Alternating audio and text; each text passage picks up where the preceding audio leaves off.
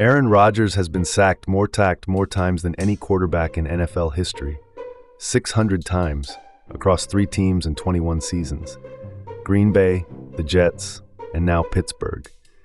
Nobody else in the 60-plus years the NFL has tracked this stat has been taken down that often.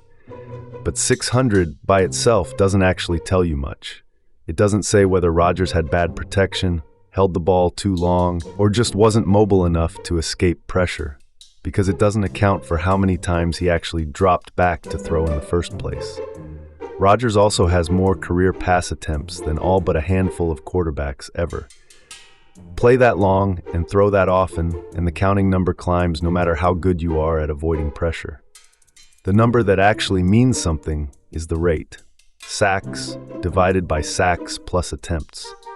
The standard way analysts measure how often a quarterback goes down relative to how often he actually threw. Recalculate the list by rate, and it looks completely different. Tom Brady, third all-time in total sacks, has one of the best sack rates of anyone on this list, under 4.5%. He wasn't getting knocked down more than his peers. He just threw more passes than anyone in NFL history. Over 12,000 attempts, so even a great rate adds up to a huge total over 2 decades. Drew Brees is the clearest case. He threw almost as many passes as Brady, and his sack rate is the best of this entire group, under 4%. He doesn't even crack the top 15 in total sacks taken, despite one of the most prolific passing careers ever. Now flip it around. Randall Cunningham has the worst rate of the group, just over 10%, more than double Brady's.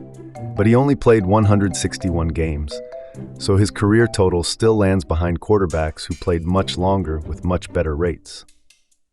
Here's the part that adds real context. Sack rate isn't fixed. It moves by era, league-wide, and not in the direction you'd probably guess. Pass rushers today are unquestionably faster and stronger than they were 50 years ago. You'd expect that to mean more sacks. It's meant fewer. League-wide sack rate sat around 8% in 1970. By 1990, it had barely moved, just above 7%.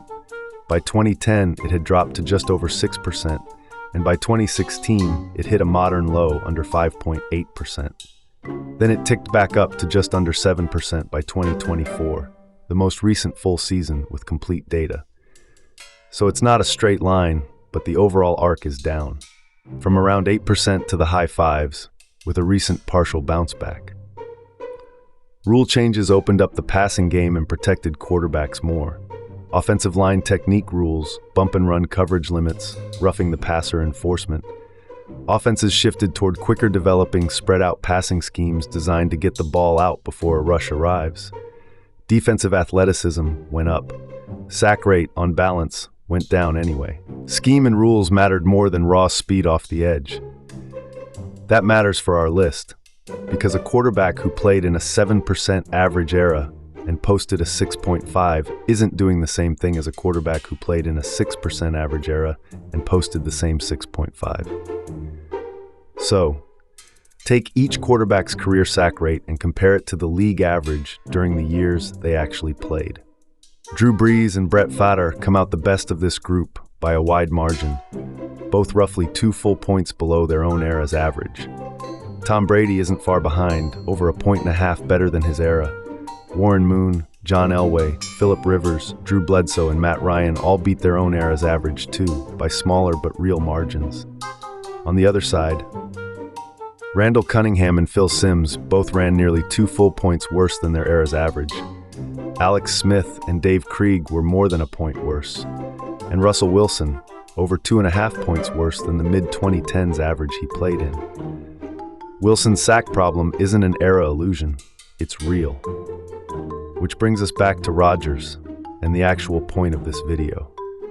His reputation is built on being one of the most elusive pocket passers of his generation. But era-adjusted, his sack rate comes out almost exactly at his generation's average, if anything, very slightly worse. Not the outlier his reputation suggests. Roughly in the same range as Ben Roethlisberger and Matthew Stafford, average for the era, not elite. 2 things this era adjustment doesn't fully solve worth saying out loud. First, it doesn't know who is actually rushing the passer. A quarterback who faced a division rival's Hall of Fame edge rusher twice a year for a decade is dealing with something a league-wide average can't see. Second, it doesn't isolate offensive line quality directly. A quarterback who spent years behind a shaky line, the way Russell Wilson did for stretches in Seattle and Denver, or the way Rodgers did late in his Green Bay tenure, is going to take more sacks than the same quarterback behind a great one, independent of era or personal elusiveness. Era adjusting gets you closer to a fair comparison. It doesn't get you all the way there.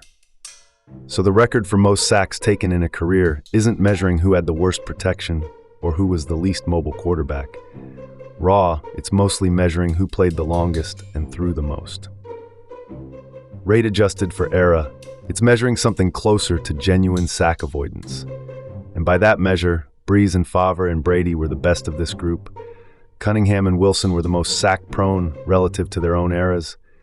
And Rodgers, the actual record holder, lands right in the middle. A 21-year career built the total.